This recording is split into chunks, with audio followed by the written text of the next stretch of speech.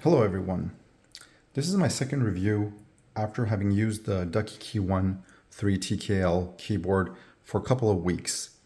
So I've mostly been using this keyboard under Linux, but I'm going to be talking about the configuration settings and whatnot, mostly under Windows because I believe that the majority of users are going to be under that operating system. However, I will try to answer any questions if you have any for Linux too. Now, let's come back to the overall quality of the board. I've been, like I said, using it for a couple of weeks now. This is a very sturdy keyboard. You have hinges on the sides, as I mentioned previously, that you can take off and screw them on again. Inside there's some screws that can make them become a bit wobbly apparently, so you can do that. The different settings of the keyboard for the feet, they're pretty good. I found them that you can use them 3 positions, like without using the feet at all. And then you have 2 settings here. You have the small one right here, and then you have the bigger one right there. So overall, I think that pretty much this will cover the case of 95% of people here. So all good at this point. Now, what I'm going to looking at in this video more is the configuration being done for the color settings and the macro settings, as well as the individual key lighting. So now we're going to look at 3 things. The first one that we're going to look at is the RGB backlighting of the keyboard, the 11 modes that come with it, the 11th one being no lights on with no RGB. And then we're going to look at the individual key lighting, what they call the RGB key zoning. And finally, we're going to look at also the macro setting. So let's start with the function and the F10 key, which help you to cycle through the 10 built-in different modes, as well the 11th, which is just all backlit lights are off. So before we start, the first thing to do on this keyboard is you press the 2 Windows keys simultaneously, and this will reset the keyboard to its initial factory settings. So we're going to start with that. You just have to hold these 2 keys for 3 seconds and the keyboard lights will start to flash. So once we have reinitialized the keyboard, we're back into the default first mode, which is the wave mode. Then we're going to go into the cycle mode by pressing F function and F10 again. So now there's no more wave, but you can see that the colors are changing just one by one. After this one, you have the raindrop mode, where the keys light up just like raindrops falling. And then you have the ripple mode.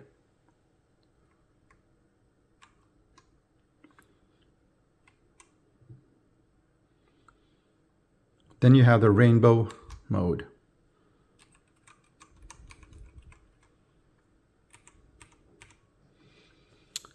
Then we have the 6th mode, which is now the first mode where you can adjust the lighting and the speed and the brightness of the lighting. So this is a 6th mode. It's called the reactive mode, and it just reacts to your finger presses on the keys. Now, I'm not going to go through all the other modes, but I'm going to go to the radar mode.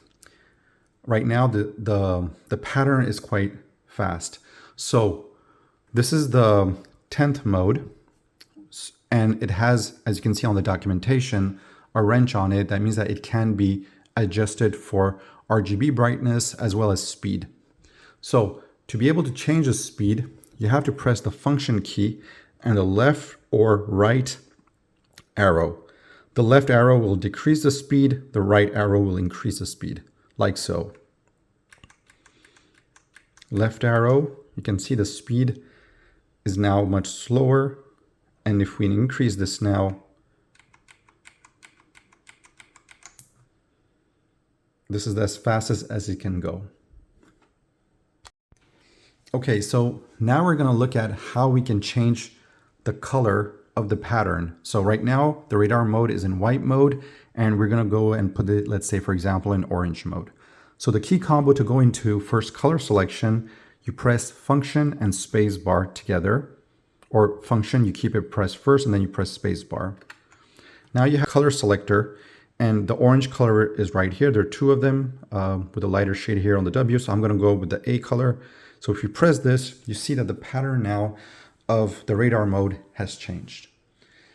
So once again, and of course we can with the function key, I can just slow it down a bit, and there you go, and you have the pattern. So we just saw the RGB lighting customization of the different patterns, but now what if we wanted to individually select the colors of each of the keys? And we're going to see this next, which is a second customization overall option in this keyboard, which is a RGB LED zone customization. So let's have a look at that. When you press function F11 or function F12, you'll go into CM1 or CM2, which are the recording modes for the custom colors. One thing that you need to understand is that you first have to select which profile, meaning that which backlit mode you want to change the colors for. So now we're going to customize in 100% fixed color mode the 4 letters here, A, Z, E, R, and I'm going to make them blue. Okay, so to be able to record these colors and have that profile set, you have 2 modes. You have 2 buttons on which so you can store 2 profiles for the customized color keys. So which is CM1 with F11 and CM2 with F12. So I'm going to press function F11, which is going to bring me into CM1 profile right here. And you can see that the profile is activated because the ZQSD button have changed colors here. Now, I'm going to first go into now recording mode. For recording mode for CM1 is function print screen right here. So I'm going to press that. And now I am in recording mode for that profile. You can see that all the backlighting has stopped except for these 4 keys and the caps lock key. Now the caps lock key color is telling me actually which color was the last color that was selected. So right now the last color, which was the default lighting, is white. So now we're going to change the color. So remember, I said that we're going to make them these 4 first keys blue. So the A, the Z, the E, and the R. Right now the Z is pink, kind of a pink color. So we're going to change that. I'm going to start the recording again because there's a timeout. As you saw, the keyboard, all the lights came back on again. So I'm going to go back into recording mode, function print screen, and with caps lock and space bar, we're going to be able to select the color for the key. So I'm going to press that. So the blue that I would want, let's say I'm going to go for the dark blue here, the M. So I'm going to press M here, okay? So you see that the caps lock key now has become blue here.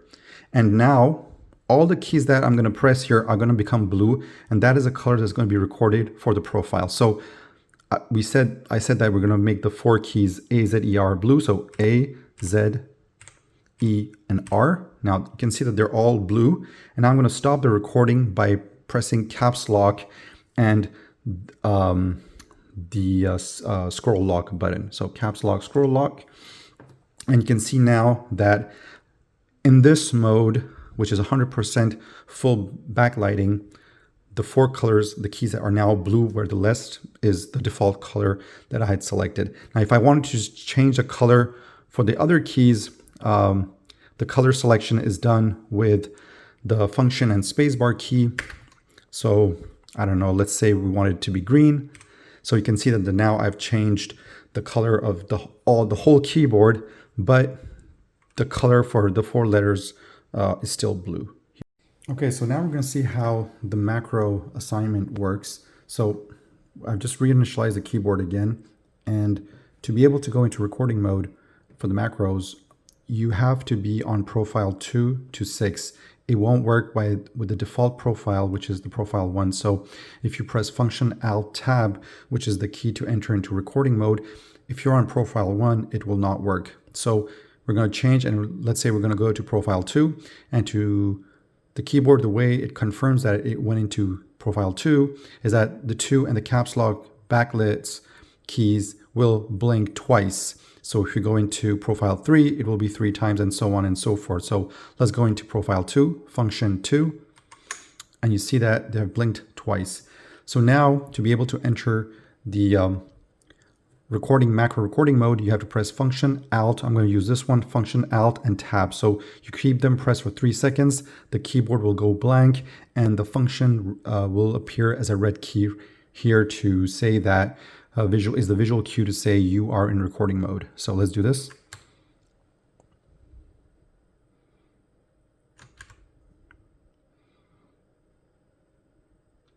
So after blinking 3 times, the functions key is now red.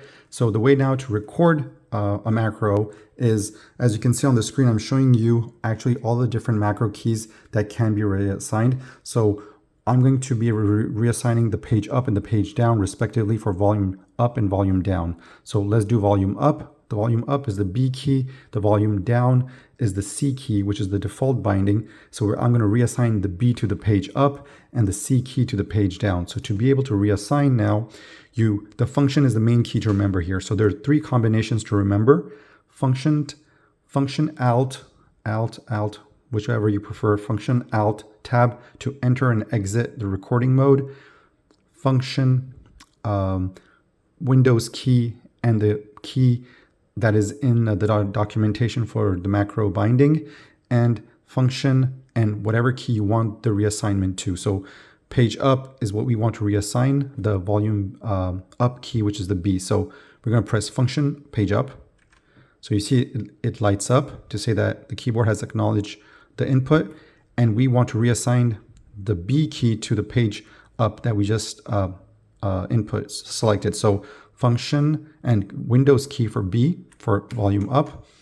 And now there's no visual cue for that, but it has been recorded.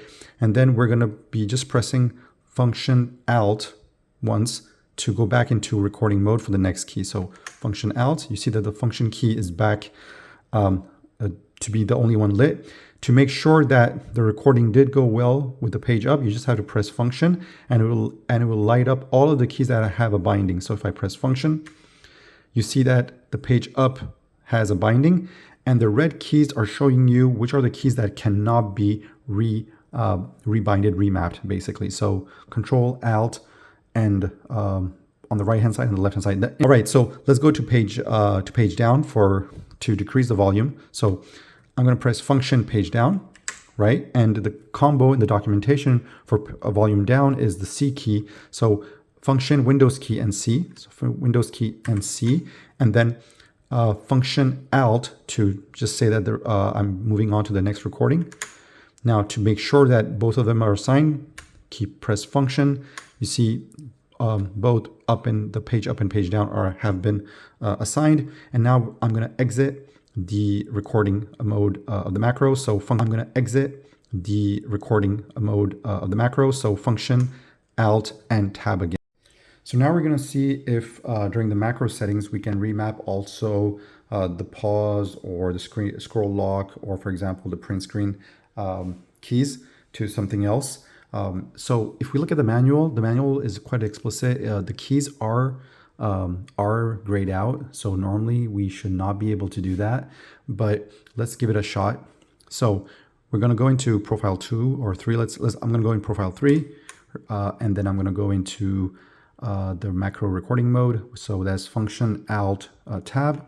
So just going to press that for 3 seconds. I couldn't enter it. Okay, now so let's see if we can remap the mentioned keys. So function print screen. Unfortunately, as you can see, it doesn't light up. Let's try function scroll lock. That doesn't work either. Function pause. So that doesn't work either. So as the document states, unfortunately, all of these keys on the top cannot be remapped. So there you have it for the macro keys and reassignment. We're going to go next now into the dip key functions. So let's have a look at that. So now let's have a quick look at the dip switches underneath the keyboard. So there are 4 of them. When they're at the bottom, that is when they're off, and if you push them on the top, that's when you activate them. So for example, if I push the dip number 4 here, I'm just going to zoom in slightly here so that you can see a bit better. So if we turned the number 4 on, just like so,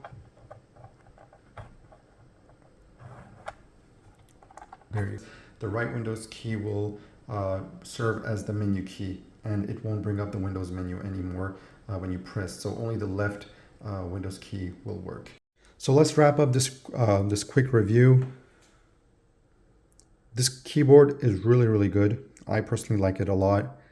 The clear keys are definitely harder to press than the cherry brown ones that I have on my DAS keyboard. So any cherry brown key user, for example, if you're gaming and that's more your activity on your computer, I would think that you will have maybe some issues with getting used to this keyboard because the press with the clear keys is definitely heavier.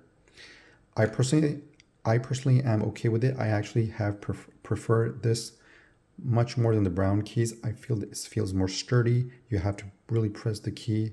It feels good. The sound is also much better. But I think that if the majority of your time when you're working on your computer is mostly for gaming, then maybe go with the brown key variant of this keyboard. I think you will enjoy it more.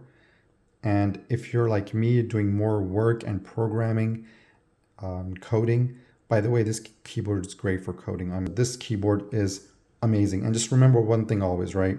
You can take out the keys individually and replace them with different switches, and you can literally have brown and clear same time on the keyboard, I think. So I haven't tested it. Take out and change your switches, so I don't see why you wouldn't be able to mix and match also the switch types. So lighting is, I don't know if these videos are doing justice to the lights, but in person I can tell you these lights are way much better than the one on the Razer. The Razer ones are fair. Have a look at my first video, but the lights on this video are really good. There you have it, guys. I hope it answers some of your questions. Feel free to leave a comment, and if I can answer, I'll be more than happy to do so. Cheers.